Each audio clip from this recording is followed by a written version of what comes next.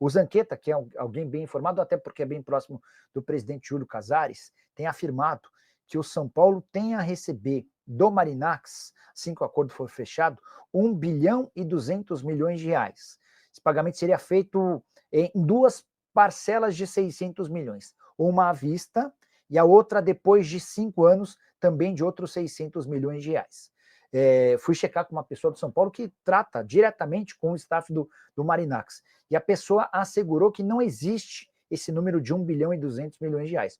O que foi discutido desde o princípio é um aporte de 100 milhões de dólares, que vai equivaler a quase 600 milhões de reais. Esses 600 milhões serão depositados nos cofres do São Paulo ao longo de 5 anos. E não é que eles vão ser depositados para o São Paulo usar como quiser.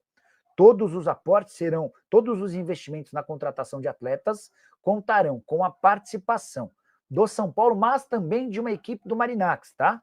Não é que o Marinacks coloca o dinheiro e o São Paulo usa a grana como quiser. Pelo contrário, o Marinacks vai indicar pessoas que vão ter palavra absolutamente decisiva na captação de atletas. O São Paulo, inclusive, vai usar a inteligência dos grupos do Marinacks, como, por exemplo, do Nottingham Forest, para pesquisar e encontrar bons jogadores. Acho essa talvez a parte mais interessante, porque eu confio muito mais na capacidade e na observação dos caras que trabalham no Nottingham Forest, uma das grandes surpresas da Premier League, do que dos caras do São Paulo, tá bom?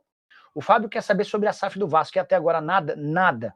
Fabião, na semana passada eu conversei com uma pessoa super importante dentro do clube, e a pessoa falou, Nicola, já foram pelo menos 10 candidatos, 10 postulantes, 10 parceiros, porque não dá para citar, tem fundo de investimento, tem investidor próprio, enfim, mas foram 10 interessados que quiseram entender as condições, que pediram documentação do Vasco, mas ninguém apresentou proposta oficial, tá?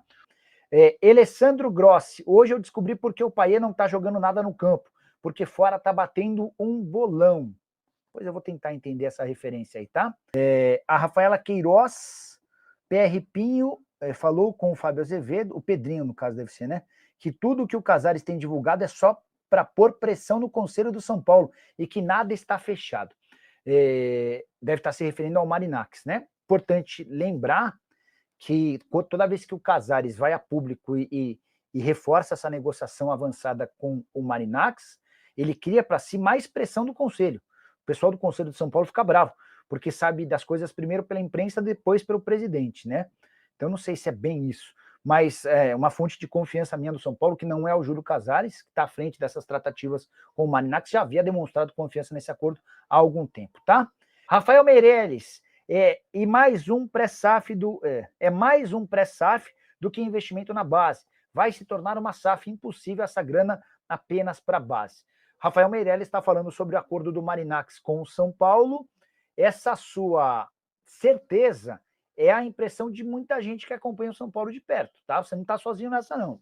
Vou logo abrir o vídeo e abordar um tema que ontem foi muito falado, com muitas brincadeiras, com memes e tal, envolvendo o Payet. Gente, não tem nada a ver com o Vasco esse assunto. Para mim, isso não está na página de esportes. Ah, mas é um jogador envolvendo o Vasco. Se ele traiu, se ele deixou de trair a esposa, é problema dele, da família dele. Para mim, esse assunto aqui não é falado, ok? Peço a sua compreensão, não fica chateado. Pô, mas está todo mundo falando. Ok, eu não sou todo mundo. Eu não vou entrar na história se ele traiu, se ele não traiu, se a mulher era casada. Não era... Cara, eu li tudo. Tô fora, ok? Beleza, vamos embora, vamos seguir. Vamos falar de renovações? Vocês viram aí na thumb que eu botei renovações encaminhadas. Verdade.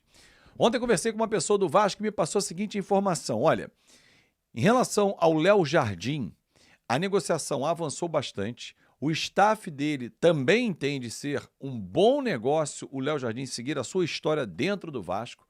Um goleiro que chegou em 2023 sob desconfiança, poucos o conheciam ou lembravam dele. O Ivan era titular à época, muita gente questionou o Ivan ter saído para entrar o Léo Jardim, mas depois ele garantiu a vaga e hoje, para mim, é top 3 do Brasil. Os 3 maiores goleiros do Brasil, o Léo Jardim está, né, dos que atuam aqui. Se você não acha, mas pelo menos top 5 é. Então, nos 5 melhores, o Léo Jardim está presente. E ele tem contrato até o fim desse ano. O Vasco tem uma dívida com ele por conta das luvas. Quando foi acertado o contrato com o Léo Jardim, o Vasco não quitou a totalidade das luvas. Então o Vasco está dentro dessa renovação, dessa reforma de contrato com ele, ajustando esse pagamento dentro de um fluxo. Detalhe, ele pode assinar um pré-contrato no meio do ano. Então significa que o Cruzeiro que quer o Léo Jardim para o ano que vem pode procurá-lo? Pode, aliás, procurar qualquer clube pode, né? Além do Cruzeiro, outros já sondaram. Mas, segundo o Vasco, foi informado pelo staff do atleta, o interesse é total na renovação, que inclusive tem uma cláusula, se ele jogar 60% dos jogos, uma renovação automática por mais uma temporada. Só que o Vasco não quer exercer a cláusula apenas. O Vasco pensa em um contrato maior, de 2 ou 3 anos com o próprio Léo Jardim, que hoje tem 29 anos e é uma referência no Vasco. Então a negociação caminha e com quem conversei, a pessoa estava muito otimista. Falou, olha, acho que vai dar bom e o Léo Jardim vai seguir no Vasco da Gama. Tomara. Bom, antes de falar do Rayan, Adson e Felipe Coutinho. Os dois jogadores estão evoluindo muito na recuperação. Felipe Coutinho, aliás, há uma grande expectativa, porque do outro lado, do lado do Santos, há expectativa em relação ao Neymar, né? O encontro de jogadores da mesma safra, que saíram muito novos do Brasil, o Felipe até muito antes do Neymar, que o Santos segurou um pouco mais de tempo, mas enfim, de qualquer forma, o Vasco trabalha com a recuperação que está evoluindo do Felipe Coutinho para que ele esteja em campo, sim, no dia 30 às 6h30 da noite em São Januário. Se o Neymar vai estar ou não, aí é problema do Santos. Mas o Vasco trabalha sim e com a recuperação que vem apresentando o Felipe Coutinho, por enquanto, a previsão é que ele estará em campo no próximo domingo. Adson atrasou muito a recuperação dele. Ele fez uma cirurgia em setembro, era para levar 3, no máximo 4 meses de recuperação. Em janeiro já está entregue à preparação física, à comissão técnica, só que ele sentiu um incômodo, a placa que foi colocada estava incomodando o Adson, teve que fazer uma retirada e aí atrasou um pouco a sua volta, que está já totalizando 6 meses na cirurgia, mas ele vem evoluindo bem também e há a expectativa dele ser relacionado, não começar jogando, obviamente, mas ser relacionado. Aliás, falando em time, o Vasco tentou alguns amistosos. Vocês viram que o Botafogo jogou com o Cruzeiro, vai jogar com o... Ia jogar com o Coritiba, desmarcou, vai jogar com o América Mineiro, o Santos pegou o Coritiba, enfim, tem alguns amistosos rolando por aí. O Vasco tentou algumas equipes, dentre elas Botafogo, Guarani, e não obteve êxito. O Vasco não conseguiu marcar esses amistosos, que eram pedidos pelo técnico Fábio Carille.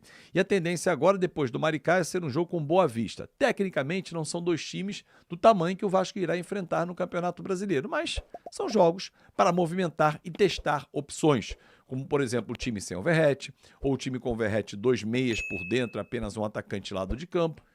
Esse atacante, Rayan. Se o Verratti sai, Rayan de falso 9. E Rayan é o nosso tema agora. Rayan é um jogador promissor do Vasco, tem contrato até o fim desse ano, que já vem sendo monitorado há muito tempo pelos gigantes europeus. Todo jogador, torcedor, que se destaca no clube, nas categorias de base, e vem sendo constantemente convocado para uma seleção brasileira, ele é monitorado pelos gigantes europeus. Ele agora, recentemente, foi campeão com a seleção sub-20 sendo um dos destaques no comando Ramon Menezes. E aí, torcedor, mais uma vez, os europeus olham, opa, vou levar esse garoto. Pô, meio do ano dá para levar de graça, ele assina um pré-contrato, né? Espera até o fim do ano.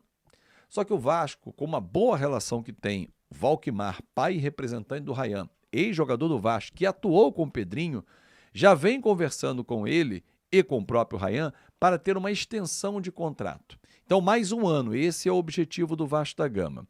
Colocando cláusulas que, caso apareça uma proposta, a multa vai aumentar, o Vasco quer lucrar com essa operação, e o Valquimar e o Rayan entendem também que é justo, por todo o investimento que o Vasco fez nas categorias de base no atleta, ter um retorno financeiro em caso de negociação. Óbvio que o Rayan, assim como todo jovem, vai sonhar em jogar na Europa, isso é totalmente legítimo e normal. E a produção dele dentro de campo vai indicar qual será o caminho. Se ele se destacar nesse primeiro semestre, nos próximos 20 jogos, 6 da Sul-Americana, 12 do Campeonato Brasileiro e 2 da Copa do Brasil, renovando o contrato, nada impede que no meio do ano apareça uma grande proposta, o Vasco seja indenizado e o garoto vai seguir o caminho dele. Normal. Mas não pode o Vasco sair com a mão na frente, outro atrás.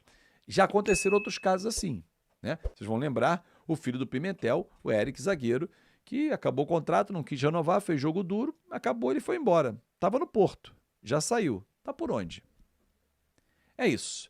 Torcedor vascaíno, o Vasco já encaminha aí as renovações de Léo Jardim e também do Ryan, né?